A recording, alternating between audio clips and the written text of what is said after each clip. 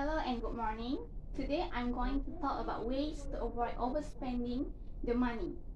So first of all, I think we need to draw up a shopping list. Like when we draw a shopping list, it helps us to stay focused on what we need rather than what we want. So with that, we can reduce impulsive buying. Like, oh, I see something like interesting, but it isn't really needed. It isn't a priority in my life, so don't buy it. Buy it when you have more, like saving enough money, like extra money. And for example, when we don't do the shopping list, we walk to the aisle in the malls and we see something that catch our interest or our eyes, and we tend to, wow, I want to take it. You take it in trolley, and eventually your trolley becomes full, and the price like it's so. And so when we follow the list, we can avoid the temptation by those things that we don't really need it. So secondly, we need to exercise self-control. It helps us to stay disciplined in our life. And by that, we need to think deeply first, like, do I really need to buy it before buying anything? So, aside from that, we need to consider long-term impact.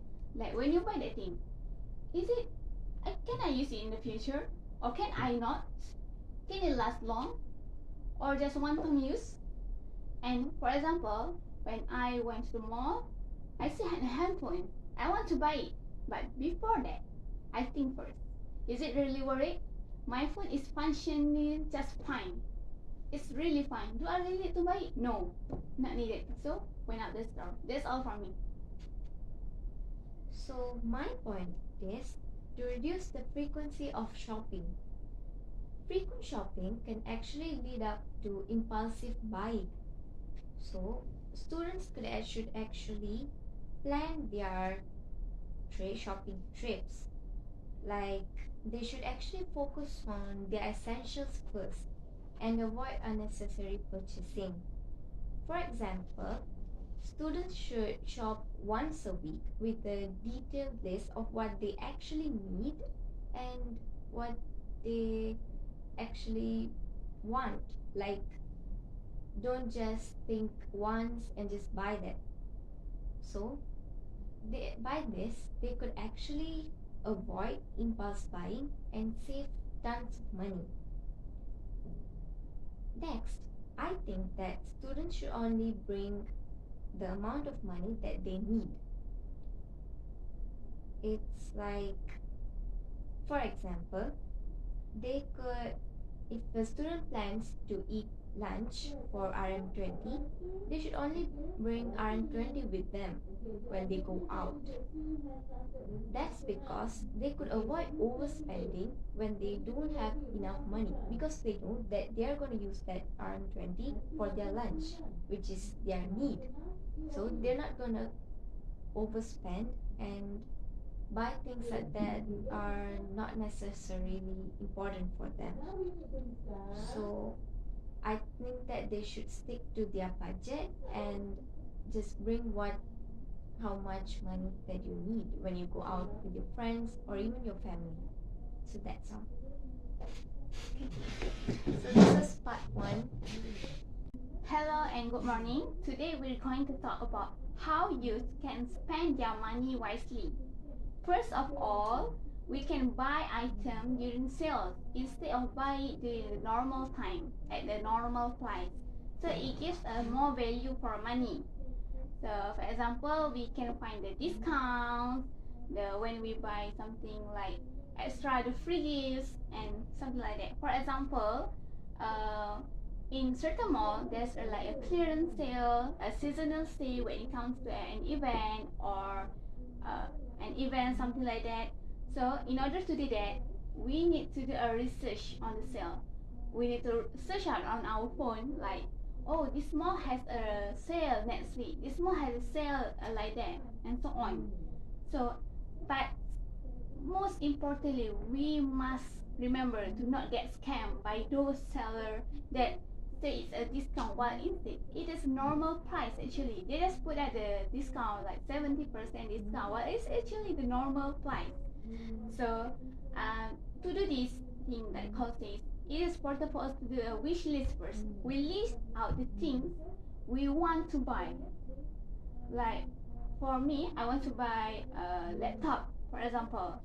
So I list out what kind of laptop I want to buy, and I wait for the right time to buy it, which is during the discount, during the sale. And next, okay, what about you? I think that's all. I think, in my opinion, my this is the simplest way of spending money wisely, which we hear everywhere, all over the internet, through famous people, and so much more. It is by devising a budget, which whether you do it manually in a book or even online, there are so many apps and websites where you could budget your money. So creating a budget is actually very important for managing your finances. So that's because a budget actually tracks your income, your expenses, and you could actually categorize each of your incomes and expenses by the things that are important or not important, and so much more. This ensures that your spending actually aligns with your income, so that like sometimes you have your savings, but you shouldn't use it for the things that are not necessary. We as humans are usually tempted to buy the things that we see online or at shopping malls, but we shouldn't actually do that. We should stick to our budget. So other than that, I think we should research large purchases. So this is um, it's like before making a significant purchase, it's crucial for us to research about it. Like when you're just like your point just now, when you're buying a smartphone or laptop or expensive gadgets, we should actually research about it before buying it. Like, is it worth it or not? Does it have a warranty, and for how many years does it have a warranty? And we should also read the reviews of the product, whether it's in a good quality or not. And this, and also consider the long-term value of the product. And this is this way is actually very necessary for us to avoid by impulse buying, and ensure that the product that we buy is in good quality and worthwhile. So that's all from me. Okay, so I really agree with you. And to add on, I think students need to avoid using credit cards, like literally avoid using it. So there's two type of cards. There's the debit card and there's the credit card.